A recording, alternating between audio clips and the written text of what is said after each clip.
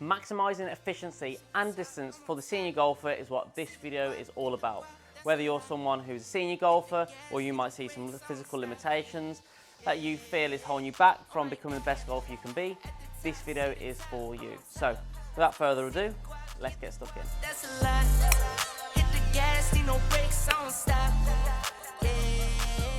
So today we're going to be focusing our attention on the driver. So if we're a senior golfer or someone with physical limitations, what does that phrase maximisation and efficiency mean when it comes to this golf in particular? Well, number one, of course, we want to create the most amount of speed possible within our kind of physical limitations.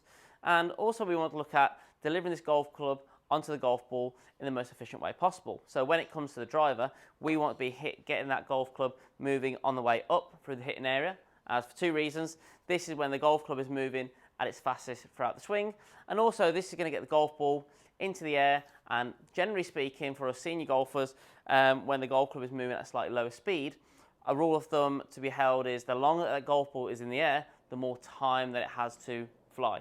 So essentially height equals distance.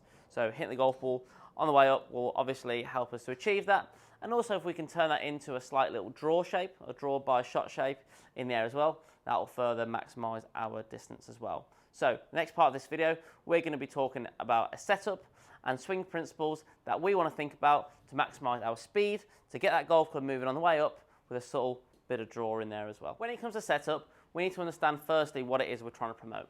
Typically in senior golfers, we'll see mobility issues predominantly in the joints and predominantly in the ankles, knees and the hips. So when we're getting set up, instead of setting up to the golf ball with our slightly wider than shoulder width stance, like most manuals will tell you, can we feel like we're going a little bit narrower into what would be hip to shoulder width stance? Freeing up the hips so it can be much more mobile throughout the swing and gets to move much freely in turn. From there, can we feel like our feet are flared out at somewhat of an angle as well? Ideally the lead foot, so the left foot flared out a little bit more than the trail foot, but the trail foot is needed to be flared out as well, just to free this hip up on the way back, and to use this lead hip and free it up to drive on the way through to create clearance and power in turn as well. So where our feet position is left to right and also in its flaring is mega important when it comes to freeing up the joints, predominantly in the lower half, so that the lower half as well as the upper half are more free to make some movement, which we're going to speak about in a moment. The last little thing at setup, and this is more to promote the correct impact on the golf club, is to look at our tee height. We want to make sure that our golf ball is teed up at least half a ball above the golf ball so that the golf club has space to move on the way up during the hitting area, and we also want to make sure that our ball position is just opposite the lead heel.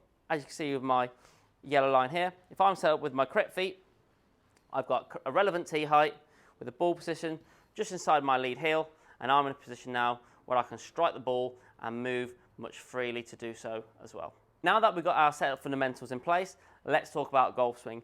And the main word we want to refer to in the swing here is rotation. So a really good way to think about this once I've got my setup is to look at my lead shoulder, so my left shoulder, and I'm going to make a rotation of the torso now, feeling like this lead shoulder is rotating to a position where it feels like it's just over my right quad. As I do this, I'm going to make a nice full turn. I'm probably going to move off the golf ball a little bit, which is okay. This is not to be confused with a sway, but a nice full shoulder turn, essentially moving me behind the golf ball, and from there I want to feel like I'm staying behind the golf ball as the golf club and the arms unwind. Almost as if there is a line or a wall just to the left of my ear here, and I have to stay behind that wall until after I've hit the golf ball and then come through.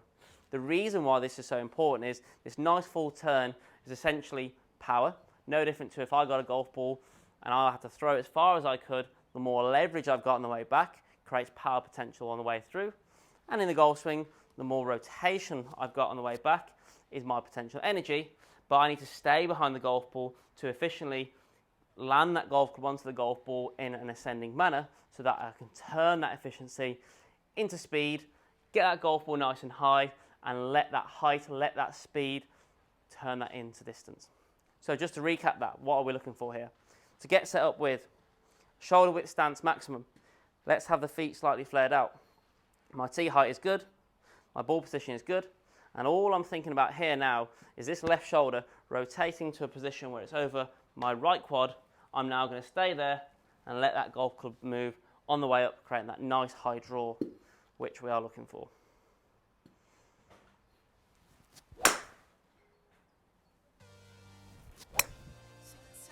Hope you enjoyed the video. If you have any questions, feel free to drop me a comment in the comment section down below and give me a follow on my socials. For any online or individual coaching, drop me a follow on the SKILLEST app, search David Atkins and drop me a message from there. But until next time, catch you on the next one.